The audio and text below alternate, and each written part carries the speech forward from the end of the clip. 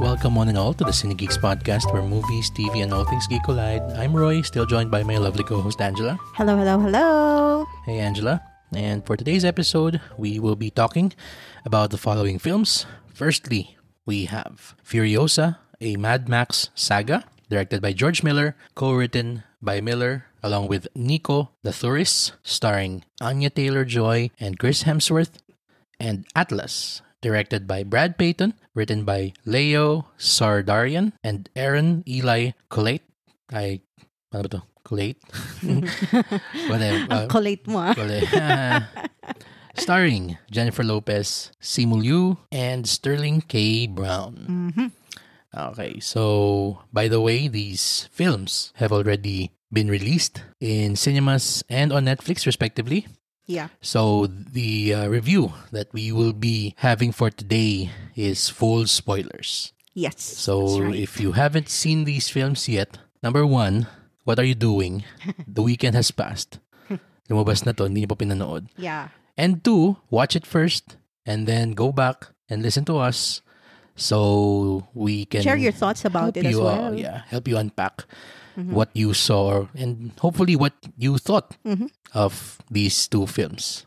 Yeah. But before we continue, we'd like to remind everyone who hasn't done so to follow our pod wherever you listen to podcasts like Spotify, Apple Podcasts, Google Podcasts, and YouTube. Also, set your players to automatically download our new episodes so you don't miss out on our fun Cinegeek conversations. And also, don't forget to follow us on Instagram, TikTok, Facebook, Threads, and X, aka Twitter, so you can join in on the Cinegeeks conversation. Also, visit our website, www.cinegeekspod.com, for the latest in movie and TV news and reviews. All right, with all of that out of the way, let's go ahead and talk about Atlas.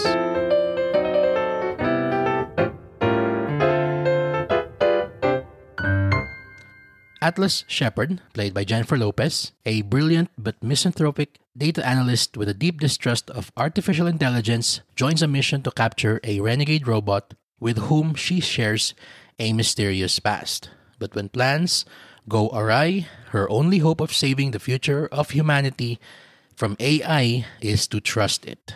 Okay, so as stated earlier, this is from Netflix, already streaming. Started streaming last Thursday, but we were invited to see this on the big screen no Tuesday last week.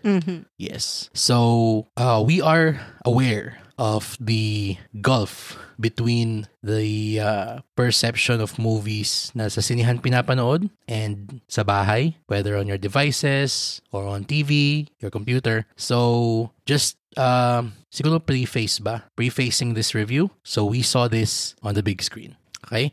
So Ange, what did you think of Atlas? Actually, it's great that you already prefaced it with that kasi the first thing I'm about to say is that this belongs in the big screen. Yung CGI and yung sound design niya is very much fitting for cinematic experience. Kasi mas dun mo siya ma-appreciate. Although, malalaki na rin naman yung mga screen sa bahay. So, I guess, okay din naman. Pero yung sound kasi, mas maganda yung surround sound. Kasi, ang ganda nung sound design niya. It's very immersive, very engaging and dynamic.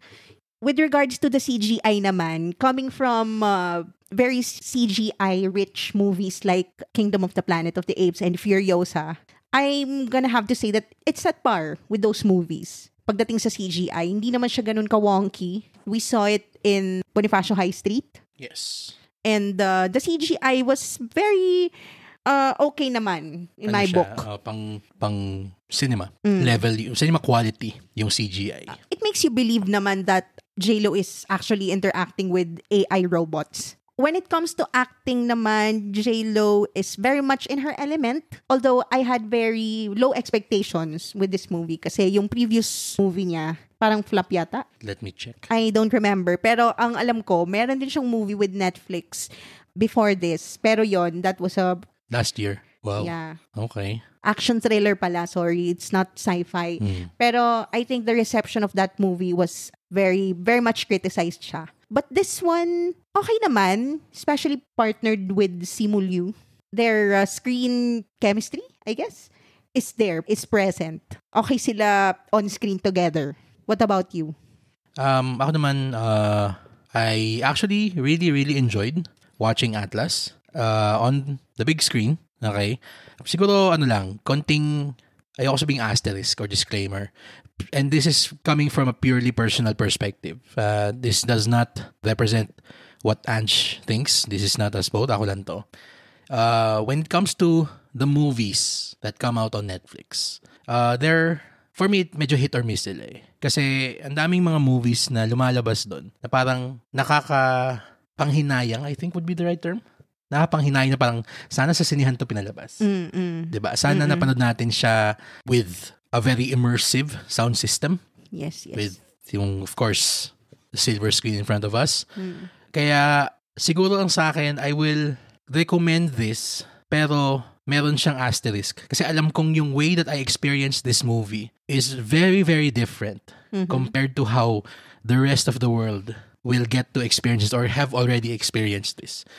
And I'll elaborate on that part maya-mayang konti. Pero as for the movie itself, okay, I was surprised by how impressively engaging it was. Na yung topic du jour of movies these days is about artificial intelligence. Yes. How it's evil and will take over the world and how it will ruin our lives. Terminator, ganun. Oh. Pero I was again surprised by how nuanced it got.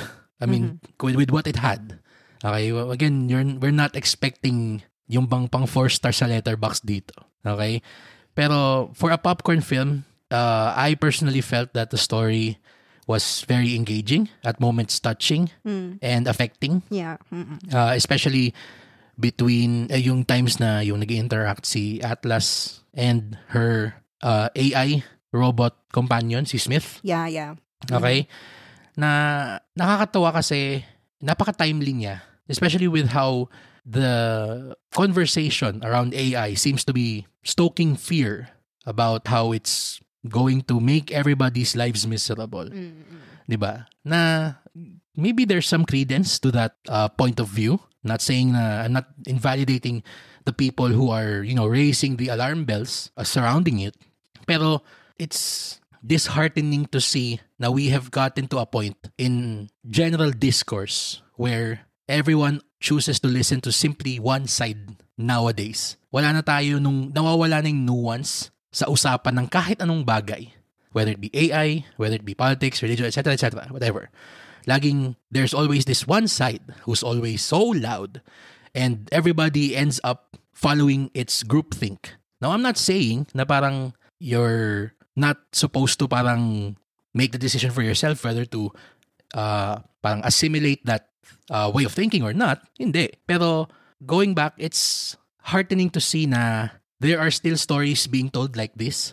Na parang, hey, what if AI isn't the bad guy? What if artificial intelligence then learns to help humans like how it was originally envisioned to be when it was conceived or nung parang dinidevelop siya. And I'm glad na the movie really took time to hammer that point home. Now, I'm not saying na, okay, this is the advertisement for artificial intelligence to finally be welcomed and to be embraced by everybody. No. But it's just parang a good thing to see na in the amidst this noise of parang, AI bad, may kwento tayo naman na parang, hey, what if AI is good and helps us out? Yan. And as for, again, yung aforementioned AI, they chose to not go with a name actor for the voice of Smith, yung AI dun sa machine ni Atlas. And although I personally thought na sana they could have used a name actor or nag-stunt cast sila to use para dun sa voice ng AI, okay na rin na medyo may konting anonymity yung kung sino yung nag-boses nung artificial intelligence na good dito sa film na to. So, ang dating niya para siyang si Siri, parang gano'n. It's like the artificial intelligence that you interact with or we are interacting with on a daily basis nowadays. As for the action, may mga moments dito na sobrang talagang, ayoko naman sabihin jaw-dropping, pero is more than what I was expecting from a Netflix film. Lalo na yung dalawang sequence na nagsa-stand out sa akin, yung after they got to this, yung moon, kung nasan si Simu Liu, tapos kailangan nilang mag-evacuate sa ship nila, and then all of the mechs were just parang raining down on the planet kasi nga emergency landing. Tapos yung ina-atake sila ng mga drones, parang may mga cool na shot doon na may isang parang nag-back-to-back yung dalawang mech. Tapos parang dito, parang yung binabalil nila yung mga drones na lumilipad sa kanila. And then yung last part, yung sa finale, yung naglaban si Atlas and si Smith against Simu Liu. Sorry, may ano ba pinangalan ba sa kanila? Kay Simu Liu? Si Harlan. Harlan, yeah. Sorry. Yan, yung parang all throughout the movie naisip ko parang shucks, paano ba to kaya? Na si Simu yung kalaban. Kakalabanin niya yung robot. And true enough, siya nga yung kumalaban dun sa kay Smith, dun sa dulo. I'm happy na hindi kalaban si Mark Strong for once. Kasi usually kapag nasa mga films siya, nakita mo, Mark Strong. Nasa credits, pasama na siya agad. And yung performance ni Simu as the antagonist, okay, nakaka-impress. Na kaya pala niyang maging ganung ka-menacing. Not yet there with the best, pero given time and practice, I think he has a great villain in him. Ikaw, what did you think of Simu's performance? I think I prefer him as the bad guy. Mas bagay sa kanya yung villain. Oo nga. Kasi he has a very sharp stare. And ayun, bagay pala sa kanyang maging robot. His performance kind of reminds me of Data when Data is lore. So that's a Star Trek Next Generation reference for the sci-fi fans out there. May isa pang I think mas parang in-emulate si Simu na performance. Yung ayoko sabihin kalaban kasi hindi siya kalaban eh. Siya yung antagonist sa Blade Runner. Si Roy Batty, played by the late great Rutger Hauer. So yung ganung parang cold, calculating and menacing na kaya kanyang titigan tapos strike the fear of God in you. May ganun na siya eh. Or si Hugo Weaving sa Matrix. Parang ganun. Pwede. As Agent Smith. May binanggit pa tayong isa pang part dito ng movie, si Sterling K. Brown, who was unfortunately shelved for most of the film. He's like a glorified cameo. Actually. Extended cameo. Oo. Actually, silang dalawa niya, no? Silang dalawa ni Mark Strong. Yeah. Parang lumabas lang sila dun for 10 minutes each total. And their characters can, especially Mark Strong, parang pwede mo namang tanggalin yung character niya dun sa movie and don't change the thing. Actually, ito nga may sabihin niya, may naisip nga ako nun habang pagkatapos nating manood. Yung pagkakacast kay Mark Strong, para siyang naging meta move nung sine to create intrigue going into the film. Kasi, iniisip mo na parang, Mark Strong, kalaban yan. Tapos biglang mag-google ka, wala mo pala siyang ginawa. So, medyo parang siyang, they could have gotten someone else, a name TV actor or something, siguro, for the role. Pero parang medyo naging overkill ng konti na. He's overqualified for their roles. True. Tama. True. Sino ba? Pwedeng, sorry. Just another element to add to the movie. I like na hindi naman parang throw away yung title na Atlas kasi meron pa rin siyang callback dun sa Greek mythology Atlas kasi it was revealed in the story that Jennifer Lopez's character named Atlas Shepard carries a heavy burden na parang pasan-pasan niya. Just like how in the Greek mythology story, Atlas is carrying the world on his shoulders. So parang ganun kalaki yung guilt ni J-Lo. Like Atlas carrying that the entire time parang in perpetuity. Ganun kabigat. And yeah, at least yung nomenclature niya nasatisfy yung itch ko na Atlas, na bakit Atlas yung ginamit tas hindi man lang nila naisip i-add to as a layer, diba? To her character. So I'm happy that they used that. Tapos pagdating naman sa AI, di ba napag-usapan natin coming out of the cinema na parang it kinda reminds us of Her. Oo. Para siyang Her the movie. Parang ginawang action star bigla yung AI ni Scarlett dun sa Her. Ganun siya bigla. Her set in Star Trek Federation. Parang ganun. And sorry, mabalik lang ako ng konti dun kay J-Lo, yung performance niya. For all the crap that she gets, whether deserved or not, parang isa pa yun isa pa tong parang masabi ko lang about discourse in general, na we are slowly losing, I guess, is more appropriate. We are slowly losing the ability to separate the art from the artist. And it's just, at this point, very pathetic na people can't parang appreciate someone's work without having to bring up their entire history. Kasi most of what I'm seeing online na discourse about the film and her acting is parang wala nga eh. It's more about commenting about her yung personal life, yung how there's turmoil between her and her husband Ben Affleck. Parang we have no fucking business prying her personal life open, 'di ba? Kasi kasi pagdating naman dun sa pag-act niya, she's one of the better actresses out there. She's capable naman. Oo, and I mean just nung 2019, we were all rooting for her sana na ma-nominate sa Oscars for Hustlers. And that was a huge disappointment na hindi siya na-nominate. Kasi ako personally, I thought she was very good in that film. Na yung buti na lang na-nominate siya for a Golden Globe, pero we all know that the Golden Globe counts for nothing these days. Pero yun, she has it in her to be the greatest part of a film.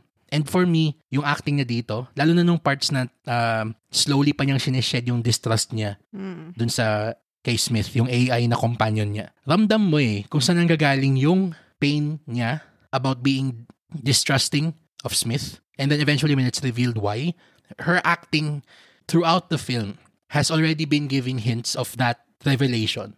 So, hindi siya nanggaling sa kung saang wala. Na parang, kaya pala ganun yung character niya, kabiter sa out of nowhere na lang. Yung ganon. So, ako, I would love to, I mean, since nung bata pa ako, yung Made in Manhattan, Diyos ko Mariosep, it's one of the films from my childhood na sobrang makonsider kong classic. And J-Lo is, and always is, will be an excellent actress because she is. Yan, di ba? Parang it's just, let's leave her personal stuff alone. Yung ganon. Yeah. Yeah, anything to, sorry, go. And much like her namesake, her acting carries much of this movie. Oo. She carries it on her back talaga. Yeah. Yung acting niya yung nagdala, her relatability, her gravitas, and her vulnerability as a character. Yung brokenness and yung flaw nung kanyang character in this movie. However short the movie was, you kind of root for her. It's easy to understand her struggles. So, yeah, you will feel her. You will feel where she's coming from. Yeah. Dahil yun sa acting ni J-Lo. So, yeah. And there were moments na naging emotional ako because of that. Diba? Yun na nga eh. And again, and by the way, this has been a very reoccurring thing that we've been discussing this past few days, ba? I guess. Na iayon naman natin, not directing this to anyone in general, not just putting this out in the ether. When we talk about film, we come into this with our personal worldviews, baggages, whatever. And I understand if there are so many people who are, wont to talk about films like this and just easily dismiss them as nothing films, kumbaga. And ako gusto ko lang masabi na parang there are times siguro na sana iayon naman natin yung ating pagtingin sa isang sine sa kung ano talaga siya. Let's match the film with what the film wants to be, not what we expect it to be. Yan. Kasi, I mean, there are times where there's a time and a place for a film to be criticized and to be dissected as if it were a classic from Godard or Truffaut.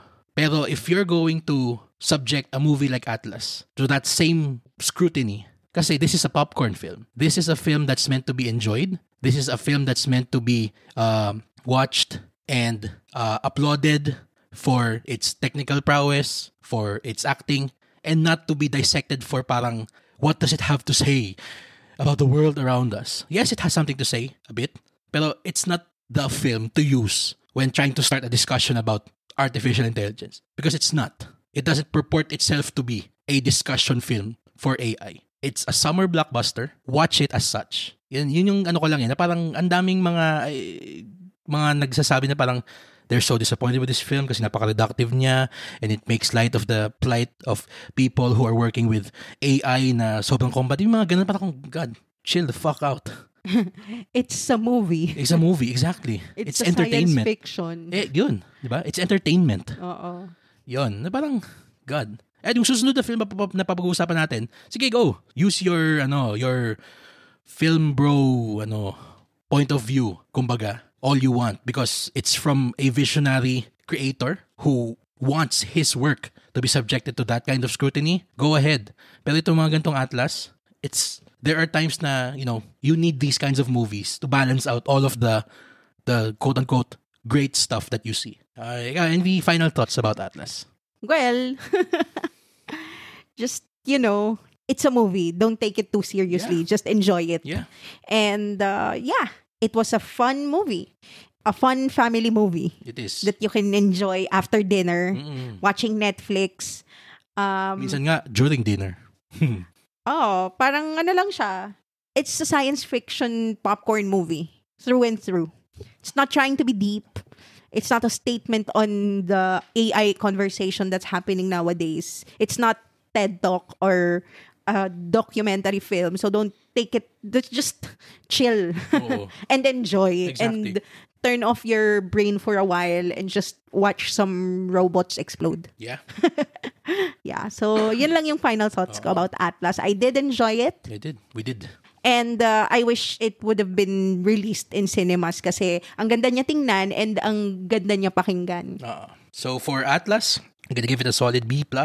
Okay, so that's it for Atlas. Again, it's streaming now on Netflix. Okay, let's now go over to the second film we'll be talking about today, Furiosa, a Mad Max saga.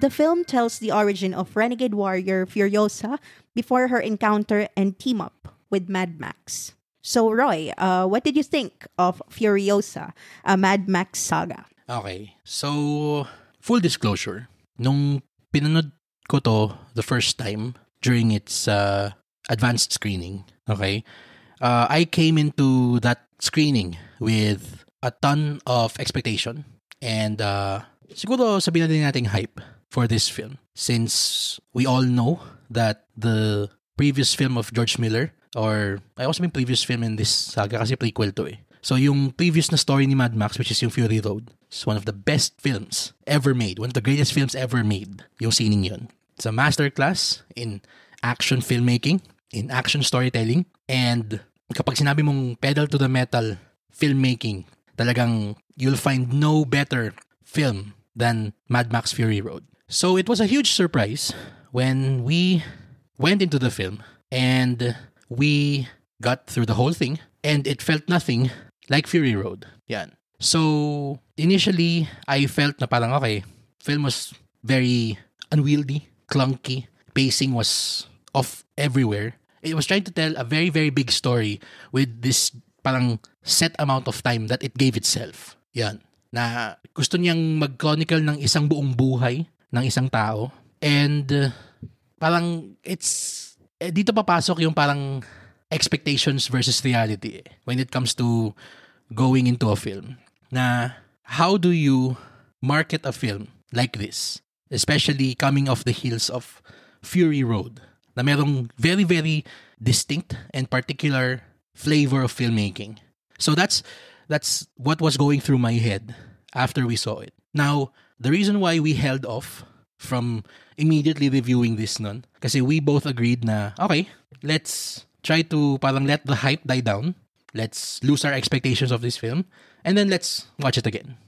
See if it's a bit, if it feels different, if it plays differently. And I'm happy to say naman that it does. Na taken by itself, not as an extension of the Mad Max saga so far, but taken by itself, it's still very epic. Actually, too epic for its own good. Pero you can see the love and the care that went into telling this complete story. Kasi what I think George Miller really wanted to parang tell her complete life story in this one film. And for the most part, he succeeds. He gives us the tools that we needed to finally parang piece together why Furiosa was like that dun sa Fury Road. And we also got, in my opinion, Chris Hemsworth's best performance ever so far. Kaya, ayun, I'm always happy to change my opinion of a film if parang I'm given a chance to reevaluate it. And I'm so glad that we gave this a second chance. Ikaw, what did you think of Furiosa, a Mad Max saga? For me, Furiosa was indeed a saga. So we had to readjust or recalibrate our expectations of it. Kasi Fury Road was very much like Speed for me. Para siyang isang buong movie na chase lang talaga. It's a race. Parang they're racing. Talaga, it's like that. Napaka high adrenaline buong movie. And there really was no, not much flashbacks or backstories told in Fury Road. We don't even know Mad Max's story there. Parang hindi naman dun kinuwento, diba? It focused on Furiosa and her mission. And this is like her biopic, kumbaga, if there's such a thing for a fictional character. Kasi mas dito talaga kinuwento yung simula sa childhood niya. I don't know how many years have transpired in the whole duration of the movie. Pero there are time jumps in this movie. And it might feel long kasi nga, we watched Furiosa grow up on screen. Diba? Yeah. Pero for me, since my second viewing, mas na-appreciate ko talaga yung parang philosophical statement or mga themes na gusto niyang ikwento ni Miller, the director and writer. There are biblical allegories and imagery, metaphor there. I let you see it on screen. Cinematography was nice. It was nice. Although, when we watched it on IMAX, the CGI was a little wonky. So, it kind of took me away dun sa whole experience, the immersive experience. So, I would suggest, especially if bad CGI or parang super obvious CGI bothers you, I suggest you watch it in a regular cinema. Actually, tama ka. And our recommendation for watching this is, surprisingly, not gonna be in IMAX.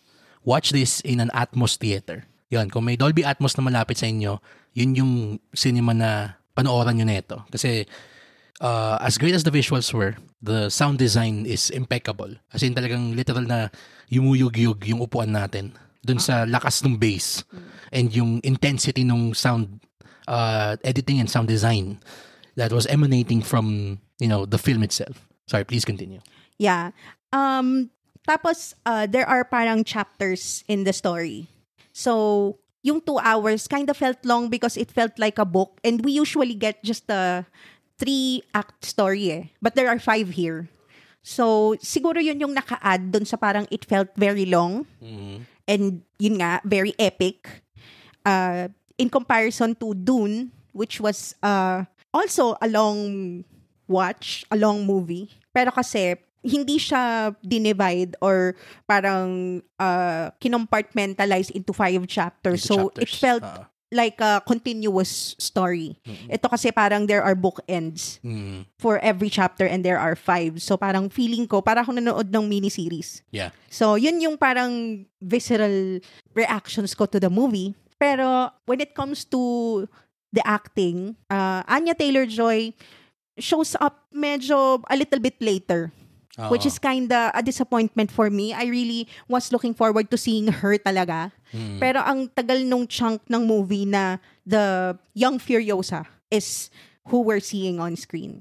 Pero nabawi naman yon nung sobrang magnetic and sobrang grabing batshit crazy ni Chris Hemsworth. As Dementus. Talagang he's demented talaga. He's a dark Dementus. Yeah, he does. Sobrang entertaining niya. Every time he's on screen, parang nabubuhayan ako. And talagang he gives me life. Every time he's on screen talaga. And this is by far the best performance I've ever seen him in anything. So, yon talagang nag-shine talaga sa akin, Chris Hemsworth. You won't see much familiar characters except kay Immortan Joe. Tsaka kay Rectus. Yeah. Diba? Yun. Actually, some of the Citadel crew, so yun si Immortan Joe, si Rectus, andun sila, And si Scrotus. Si Scrotus yun. Siya din. Ang sa akin, isang masabi ko lang about it, yun na nga na, you felt na Miller really wanted to tell this complete story. And you also felt na no one was gonna say no to whatever he was gonna put out on screen. Yan. I guess that's the traditional 3-act play loving individuals inside of us na medyo nagbabulk doon sa 5 acts niya ng konti. Pero nung ang nag-rewatch tayo, na ano siya, parang nag-make sense lahat ng konti. Oo, may times pa rin na parang masyado pa rin siyang epic, masyado siyang mahaba ng konti. And it was, una nagustuhan ko pa yung humor sa umpisa. Kaso it kinda got too self-serious towards the middle and end. Masyado na siyang naging sobrang dark and I still like the dark humor in my Mad Max, diba? In my Wasteland experience. Kasi yun naman din yung yun, ayun, I'm so glad that you touched upon that. Kasi ang trademark ng mga Mad Max na scene is it's supposed to be batshit crazy. It's supposed to be darkly funny. And sobrang flamboyant and over the top lang na, diba? Oo, pero ito, yun na nga yung, siguro from chapter 1 to 3 nung scene, yung humor niya was very, very dark. So, darkly humorous pa siya. And na may winking, pa siya, element dun sa comedy niya. Or levity ba? Comedy is not the right term. Levity. Pero nung palating sa dulo, na para siyang, naging sobrang ng self-serious nung proceedings to the point na parang, and ito, parang unexpected nga siya. Medyo nag-grow na ako ng konti dito. Yung naging parang pressure release niya dun sa parang palating sa dulo was a cameo from the Mad Max character. Yun na din yung masasabi ko isang negative dito sa Furiosa. It relies on member berries so much na it doesn't tell its own story. Parang every moment parang, remember this? Parang siyang ganon. Pang callback, parang sobrang fan service. Well, I mean, buti sana kung fan service yung pagkakagamit ng member berries Kung sobrang lang, slight lang. Pero kasi ito para siyang, ang implication, towards the end part nung namatay na yung parang jowa niya na Praetor. Tapos kinailangan niyang kalad-kalad yung sarili niya pabalik dun sa Citadel. Ang implication pala si Max na nagdala sa kanya doon. Parang parang it could have been just her dragging herself all the way there. We didn't need to see Max anymore. Kasi he has nothing to do with the story. So parang Tsaka diba dapat first time nilang magkikita doon sa Fury Road? Sa Fury Road, diba? First time niyang dumating din doon, dapat doon sa Citadel. Sa Fury Road. So parang, okay, so plot hole? Bigla? At saka meron pa akong isang plot hole Ano na nangyari kay Valkyrie, yung sister niya, or parang yung child na kasama ni Furiosa nung umpisa? Pero parang ang implication kasi, the implication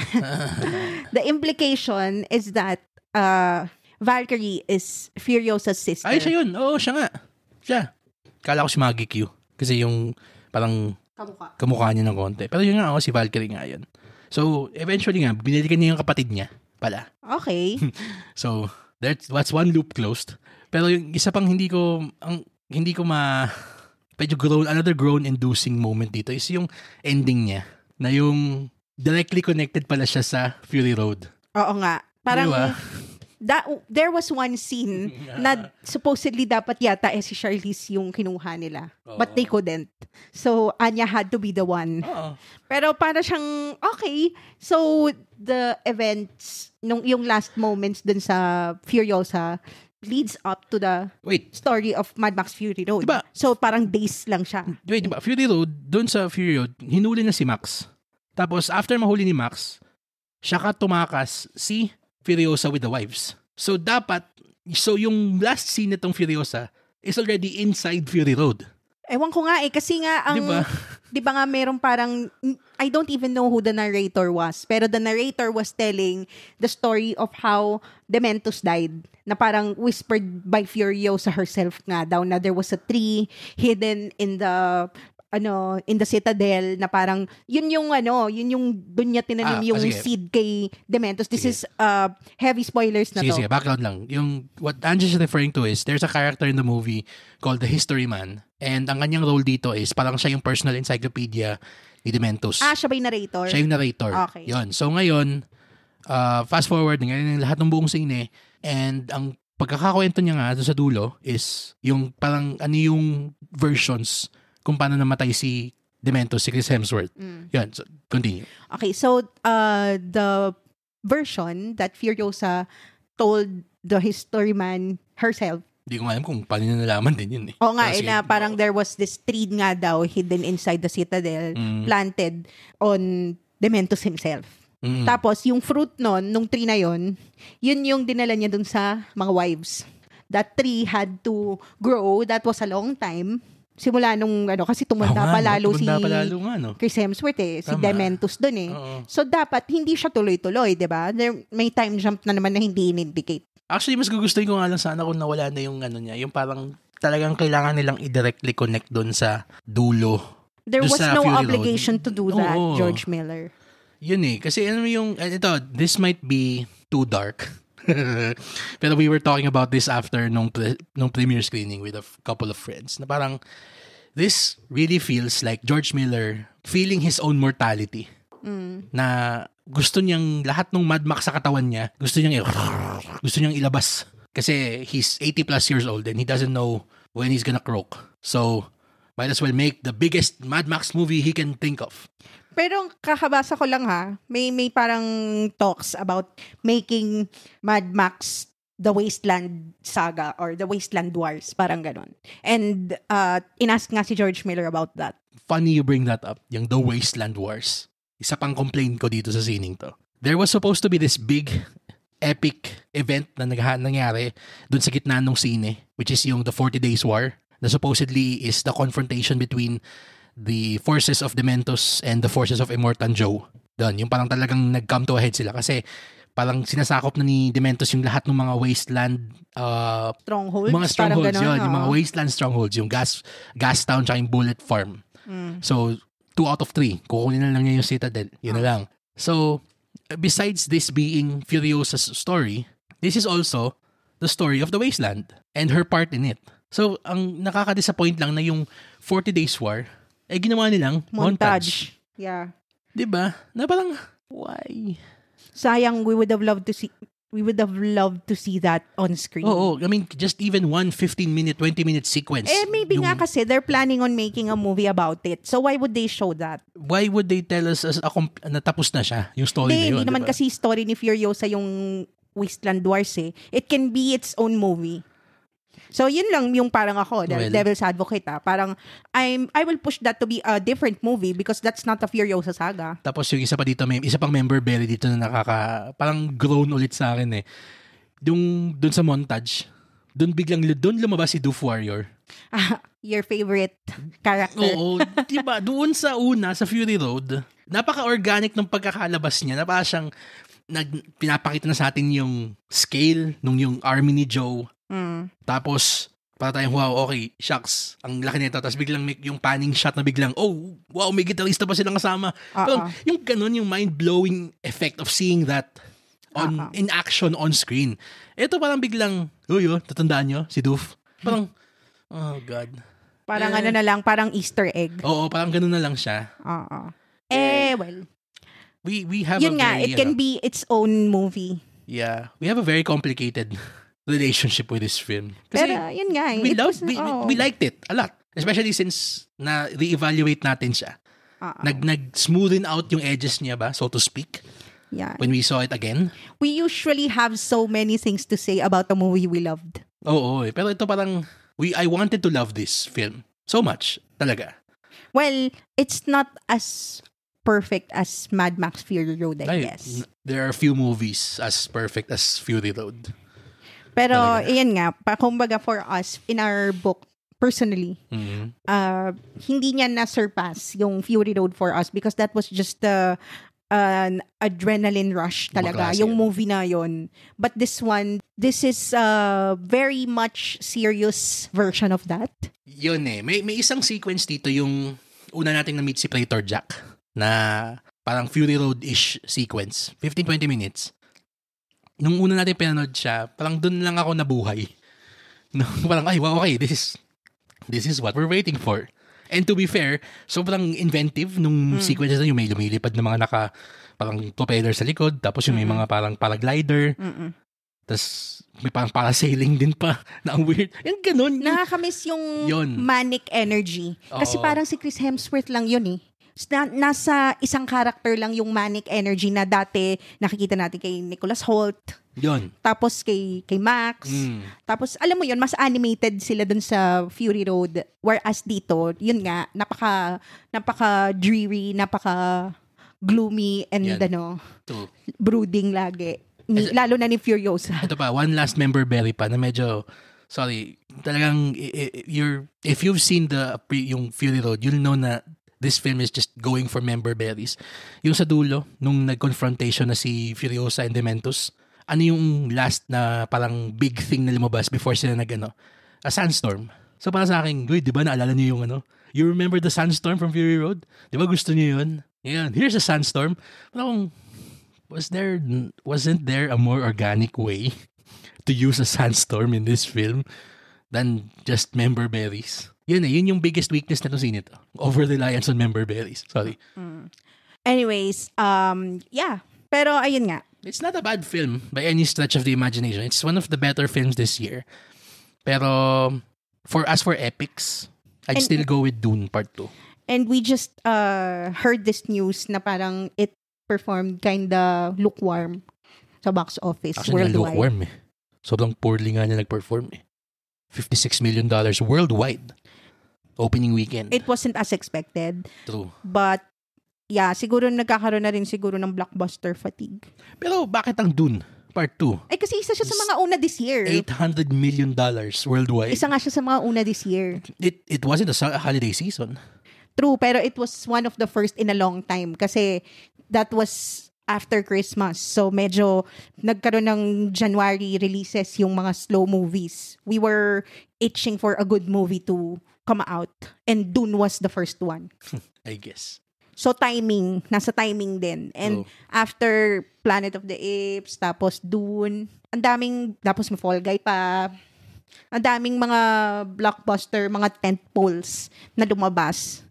And,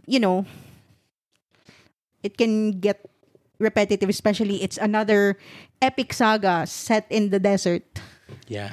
Diba? Actually, parang, tama ka nga dun. Medyo, I won't blame general audiences if they see na parang, di ba napanood natin to? Yeah. Diba parang may Mandela effect na, Oo. parang I've seen this. Di ba si Willy Wonka to? Parang ganun, di ba? Oo, di ba? Si Dune to, yung nasa Oo. desert din. Si Zendaya ba yan si Furiosa? Oo, tapos parang magkapay pa sila ng konti. Oo. Yeah, so yun. Yeah. Again, TLDR, it's not a bad movie. Far from it. Pero it has its flaws. Very glaring flaws. Pero it still succeeds in spite of it. Oo nga, ang taas nga ng Rotten Tomatoes rating niya eh. Well. Well. I guess, it's a critical darling. Mm-hmm. It's It's still a masterpiece, I guess. a very flawed one. At that. Not without its flaws. Oo. And for Furiosa, a Mad Max saga, we'll be giving this an A-. Yeah. Both recommended, pero And please tell us what you thought about Yeah. it. If you really, really liked it, please, we want to really see it from your eyes. oo. Through your eyes. Oo, hindi naman pag kami naman nagsasabi kami ng opinion namin about film. This isn't to say na parang you have to follow us and say na, if the Cine Geeks say that it's bad, no. Go. Our opinion is not absolute. Oo.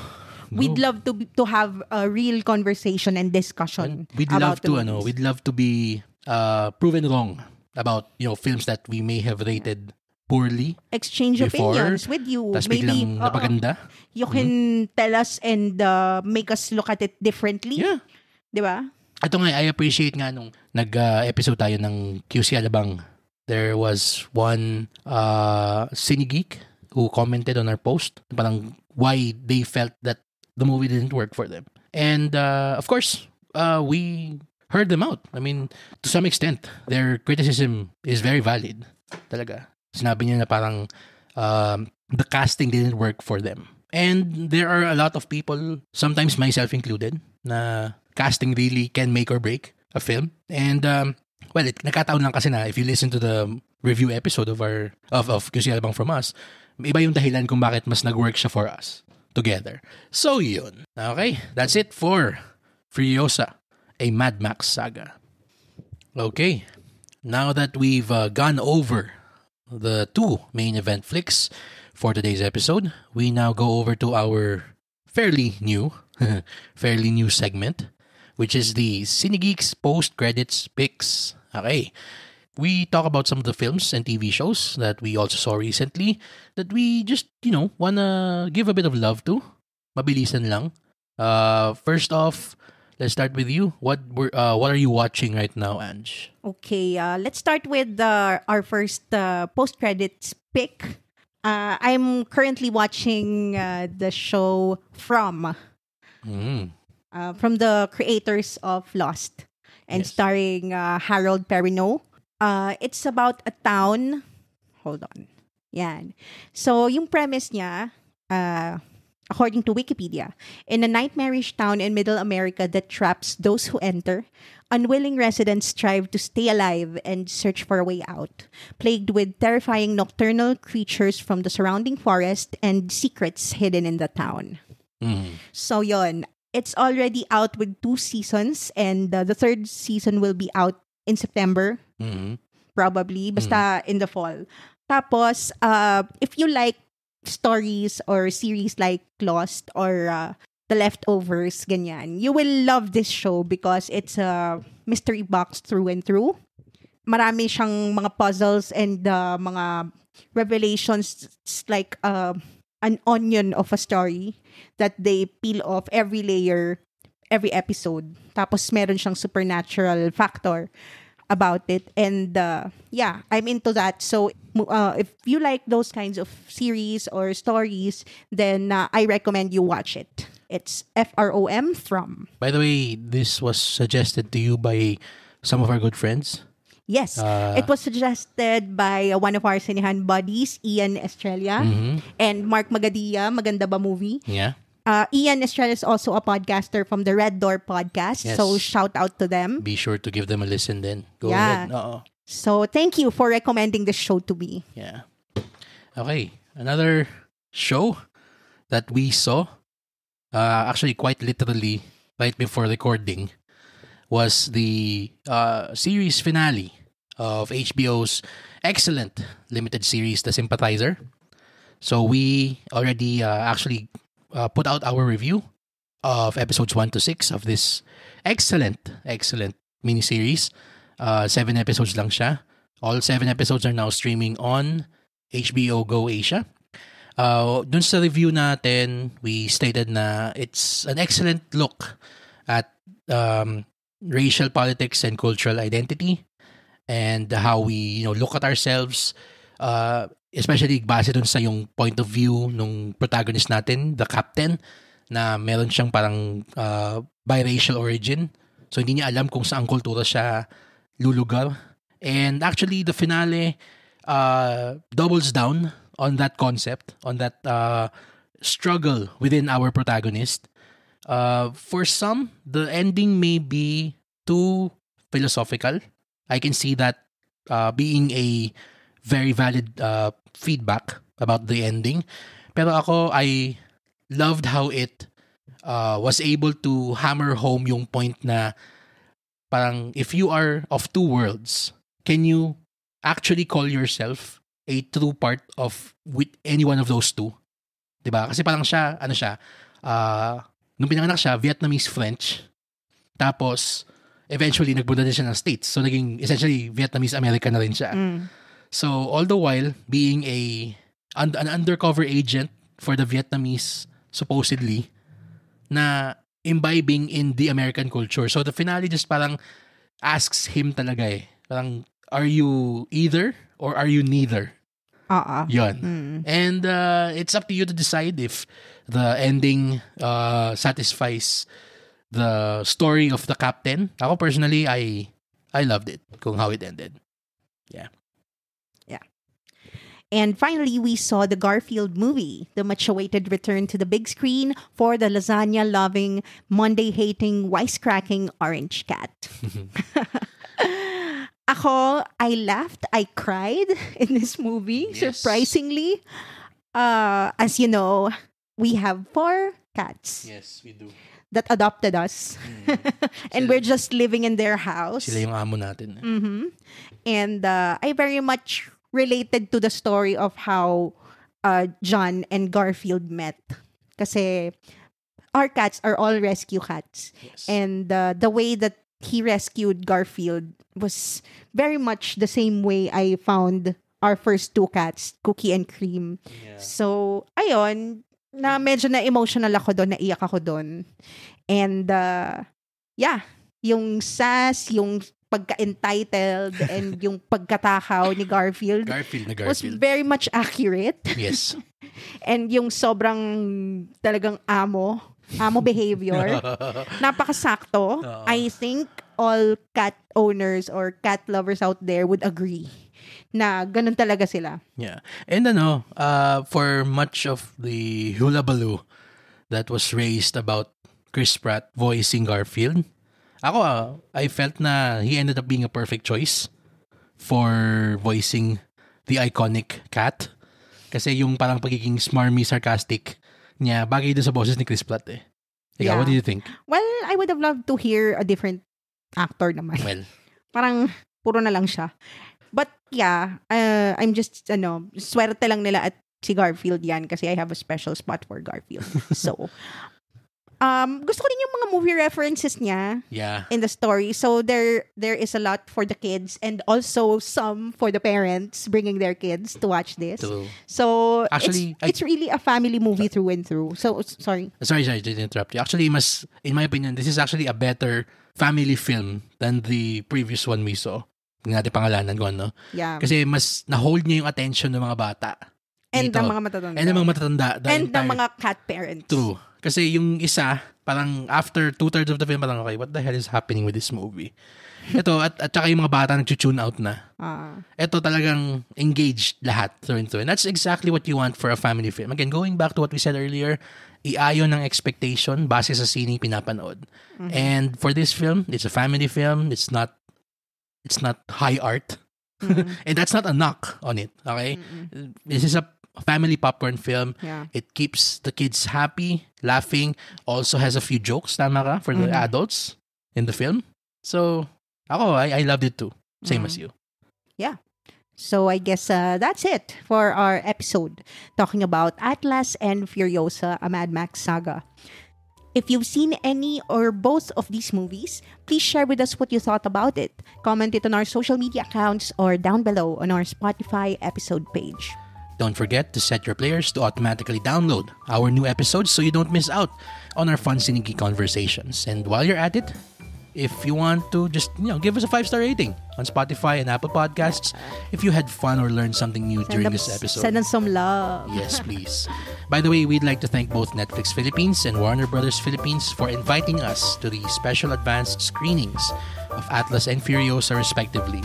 As always, the studio and distributor of the film are not given any creative control or editorial approval for this episode. They are hearing our review for the first time, same as you are. That's right. And of course, for my co-host Roy, this has been Angela. Thank you for listening to the Cinegeeks podcast, where movies, TV, and all things geek collide.